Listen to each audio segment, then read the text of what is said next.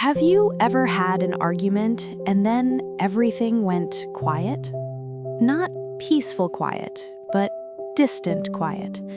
No hugs, no eye contact, no warmth. Just space. If you've ever felt that emotional distance after a fight, you're not alone. Today, we're talking about why people withhold affection after conflict and how small moments of reconnection can bring closeness back. Withholding affection doesn't always look obvious. Sometimes it's the absence of small things. No good morning, no touch, no smile. You might stop reaching out or stop responding when they do. And even though the argument is over, the distance stays. Withholding affection isn't always intentional.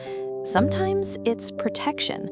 You might feel hurt, overwhelmed, or unsure how to reconnect.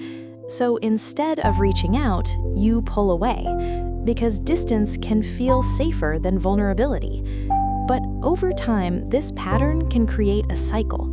One person withdraws, the other feels rejected. The more distance there is, the harder it becomes to reconnect. And what started as a simple argument turns into emotional disconnection. Taking space after a fight isn't wrong. In fact, it can be healthy. But there's a difference between cooling down and shutting down. A healthy cool down sounds like, I need a little time, but I'll come back. It creates space without creating fear. Here's the part many people miss.